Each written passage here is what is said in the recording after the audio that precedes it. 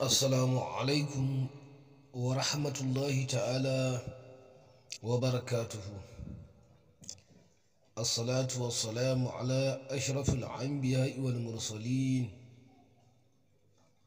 سيدنا ونبينا وحبيبنا وشفيئنا ومولانا وقرة أعيننا محمد رسول الله صلى الله عليه وسلم. اللهم صل على سيدنا محمد الفاتح لما أغلق والكاتم لما سبق ناصر الحق بالحق والهادي إلى صراطك المستقيم وعلى آله حق قدره ومقداره العظيم. ورضي الله عن كافة أصحاب رسول الله صلى الله عليه وسلم ولا حول ولا قوة إلا بالله العلي العظيم. ربي اشرح لي صدري ويسر لي عمري واحلل عقدة من لساني يفقه قولي. أما بعد، ‘yan uwa masu tarin albarka, muna yi kowa da kowa fatan alkhairi, muna yi maku barka da yau, barkanmu da kasancewa a wannan gida mai tarin albarka. Kamar yadda aka sani, insha Allah, kamar kullum insha Allah a wannan gida yau abinda muke ɗauke da shi sirri ne na farraƙu, shi muke ɗauke da shi insha Allah,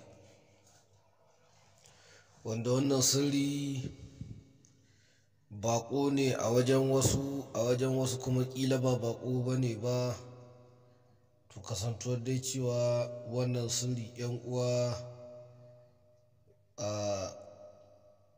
wasu sun taɓa ganin shi, wasu ba su taɓa ganin shi ba. To amma dai wannan sirri ‘yan uwa a saurara da kyau, a ji yadda ake aikata wannan sirri insha Allah. Wanda duk yake fama da matsaloli ire-iren waɗanda ake so a yi firaƙu, to insha Allahu ga dama ta samu wadda za a yi firaƙun wannan al'amari, abu hankali ya kwanta, ko rigimar rival da sauransu dai da abubuwa dai haka da irin ƙwace haka, ko a gwada ma ƙarfi, to a yi ƙoƙari a yi wannan sirri insha Allahu.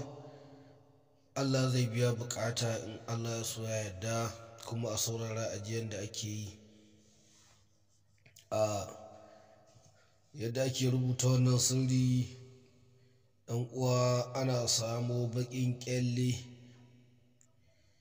Baƙin ƙyalle za ka samu, ƙyalle baƙi shi za ka samu insha Allah. Sai idan an samu baƙin ƙyalle, sai a rubuta wannan sirri da aka gani a rubuce haka insha Allahu. Shine ainihin sirrin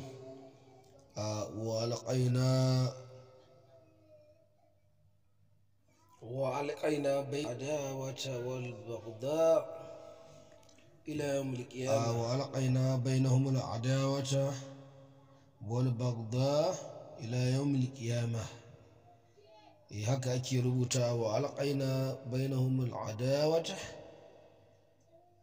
wal baghdha ila yawmil qiyamah. Haka ake rubutawa. Za a ga gefe da gefe, idan aka rubuta Muhammad nan sai a sa Abu Jahil, idan aka sa Musa sai a sa Fir'auna, in aka sa Ibrahima sai a sa Lamarudu, in aka sa Adam sai a sa Iblis.